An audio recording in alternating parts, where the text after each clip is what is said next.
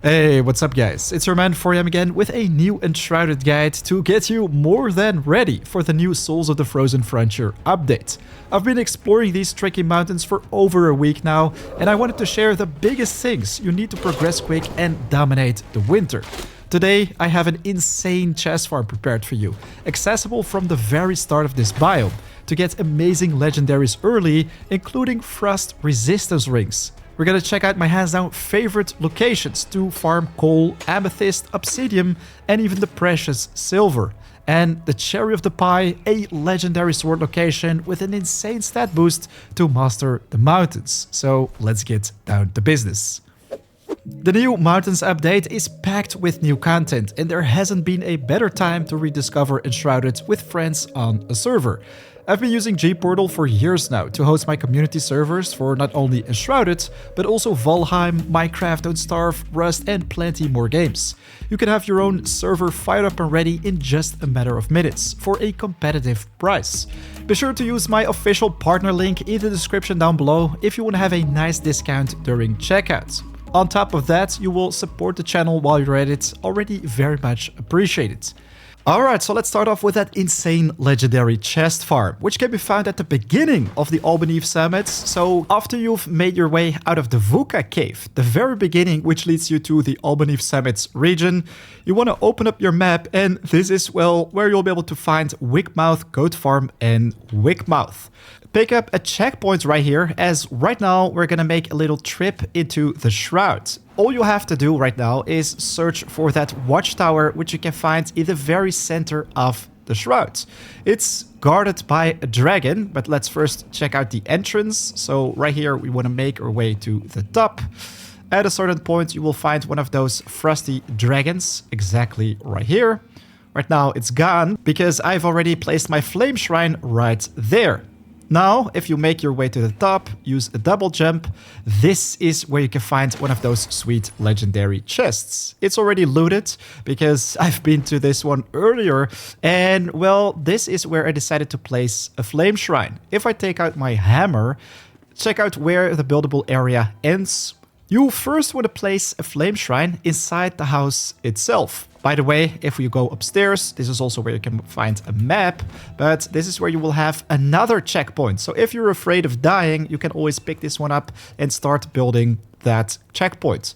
So first place one inside, then make a path all the way into the Shroud. If you've done that, you can break the first one and place another one right here when you have a platform set up and ready.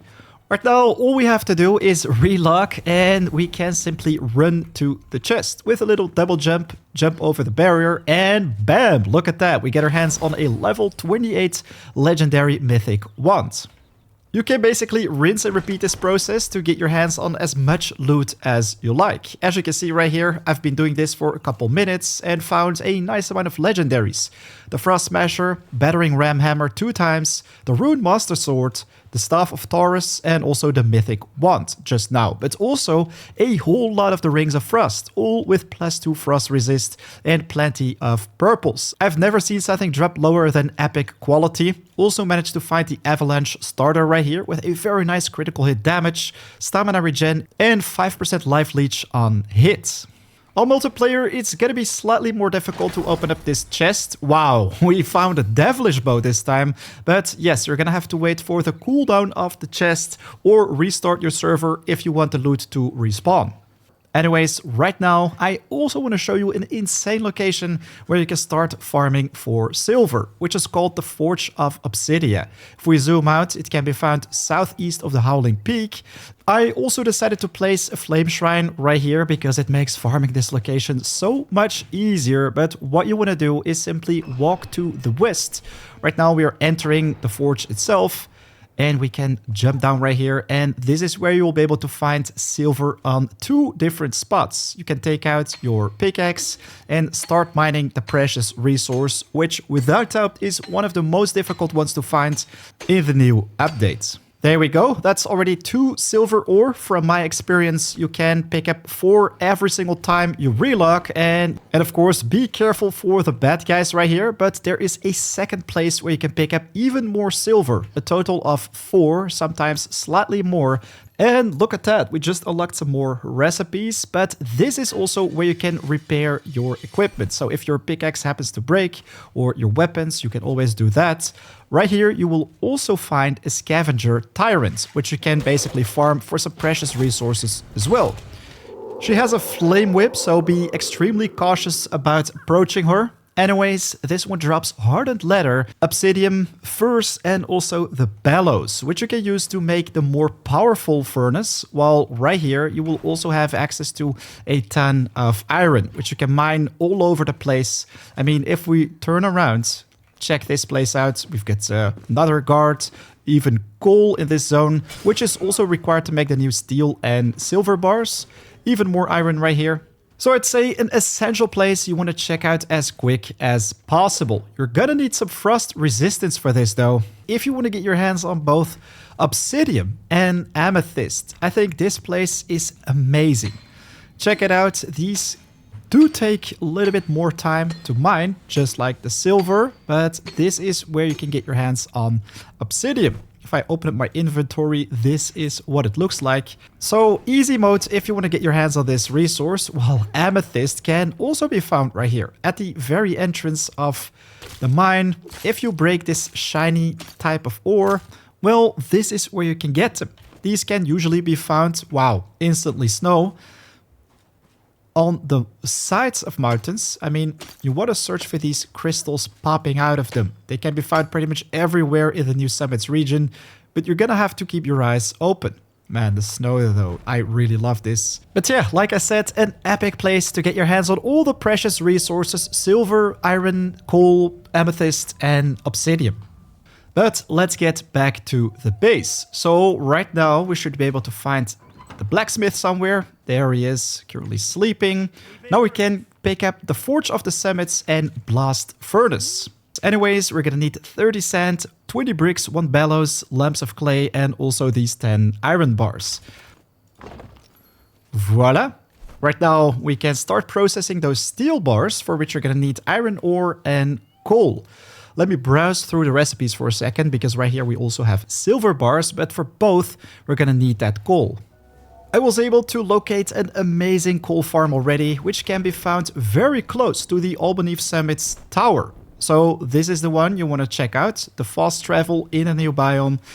You want to fly all the way down into this canyon. This is where you will find an abandoned coal mine. If we open up the map, west of it we have a spider cave. You don't want to go there, so slightly southwest of the ancient spire. Anyways, this place is filled with bats, so be sure to take these out first. But then you can basically start mining, as you will find a ton of coal in this area. Some places are a dead end without too much treasure, but look at the walls. These are basically filled with all this precious resource. I very much recommend you to pick up the miner talent, as this one gives you a 10% chance to get additional resource. Alright, we've got 33 coal right now. I think that's gonna be more than enough. Now, let's check out one last location, which I think is amazing if you want to pick up a legendary sword to make survival in this harsh new biome a whole lot easier. I already made a quick travel on the very top of the Howling Peak, so what you want to do is fly to the far western part of the summits. This is where you can find a bat cave. Let me show you in a second where exactly you want to be. These guys can be very annoying, but right now we basically have eyes on the tree from the mire in the very western part of the world, which I haven't explored yet. But this is where you can find a cave. We've got a Cyclops waiting for us right here. So yes, the Cyclops cave passage. We can already see that treasure right in front of us. But first we're gonna have to deal with the big guy, which is gonna be pretty challenging, as we're gonna have to skate on ice. My archer or ranger build from a couple months ago, when the game released, still works like a charm. Also against these giants, because you can simply dance around on the battlefield. Anyways, there we go. The Cyclops is down. We can reap the rewards. And after that, also reach the sword in the center. The Greater Golden Twin Flame Sword. Check it out. This one, level 32, can be upgraded to level 37. So that's gonna be a massive upgrade compared to my already fully upgraded Aurora Sword. So the Aurora Sword 59 damage fully upgraded, but this one already 58 without any upgrades, going to 65. You're gonna need some runes for this though, but check it out. So remember the Cyclops Cave passage. If you go to the northwest, you can also enter or exit it from this location, which also brings you to some frozen rivers. At the very end of it, this is actually where I decided to place my base in the test build, which, yeah, is a pretty cozy spot that also comes with some coal at the very beginning. And wow, that was not very friendly. Alright, so there we go. We've got our silver bars. Right now we can interact with the blacksmith and start crafting some top tier gear. We've got the Mountain Shadow set and the Brazen Bull set, which is going to be amazing for tanking in the endgame.